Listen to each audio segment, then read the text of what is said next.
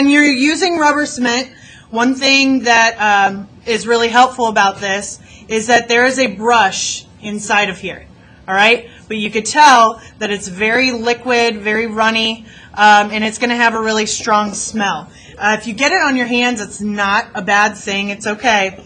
But the first thing that you'll want to do is you're going to take both images that you want to mount, and you'll kind of line it up. And then this one you'll want to make sure that you cut out. Please make sure that you've done a good job cutting this out. So what we're going to do is, while I realize I'm working on this sideways, I want you to be able to see the whole thing. So you're going to have a nice even border around here and leave the same amount of space in between these two that you have up at the top. Okay, so I'm going to center that on the page right there. Okay, you also want to take a credit slip and place that down on the bottom as well. And notice everything is completely centered. Once you have these all lined up, you're going to take a pencil and you're going to create just a small little mark on all the corners.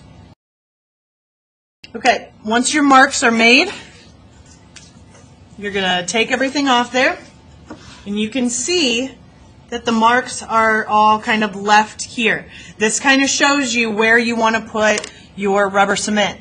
Now the different thing about rubber cement is that you're actually going to paint it on and you're going to let it dry. You're going to let it air dry. So that's the first thing I'm going to do. So I'm kind of wiping that excess off. And then we'll paint this on. Be as careful as you can to stay right along the edge. I realize you didn't make a line all the way down, but you want to try not to go over where that paper is going to sit. Okay? So the first thing I'm doing is sort of making the border with the glue.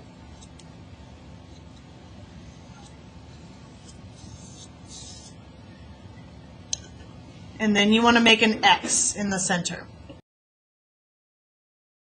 Try not to leave any areas that are too kind of gooped up. If you find any, just kind of smooth them out a little bit. It just takes it longer to dry. So we'll do the same thing on the other two areas. Okay, so I'm going to move this off to the side. You're going to let that dry. It doesn't take too long.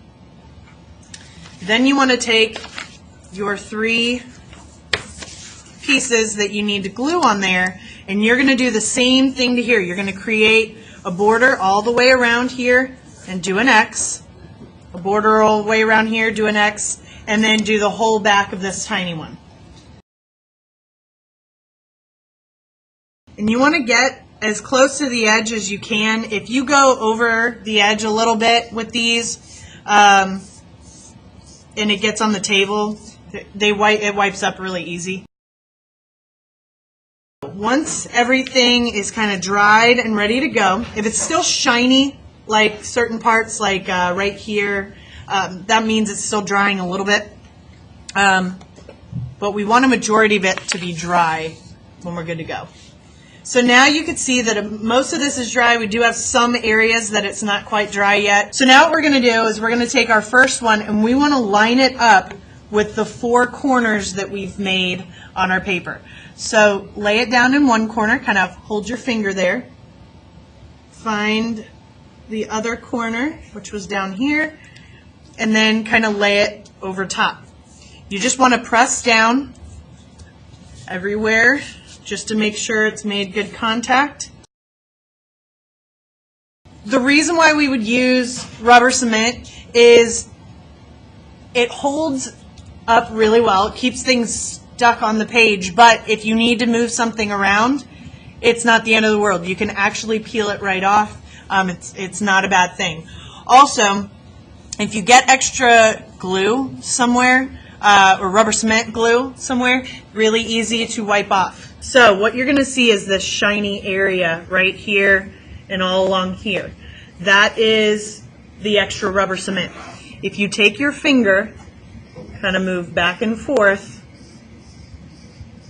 it actually gets rid of it and it cleans it up a little bit. So then you get all these extra little shavings, you wipe them away.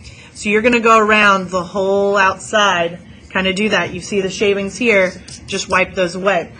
The last thing you want to do is go around to where you see your pencil marks. Just kind of lightly get rid of those marks a little bit. And it might not do it all the way. Using this end of a pencil isn't the best option. You can use one of the erasers that we have. These erasers work a lot better. So then when you're completely done, you're going to come around to here and you'll fill this in. Just remember, the artist is you, your first and last name. Give it a title. So this one, it doesn't matter what you want to title it. You could title it Fox. The course, you're in visual art, so you're going to write visual art along there. The medium is what you use to make it. So you would say magazines and glue. And then the year, whatever the year is. It's currently 2018. All right. So that is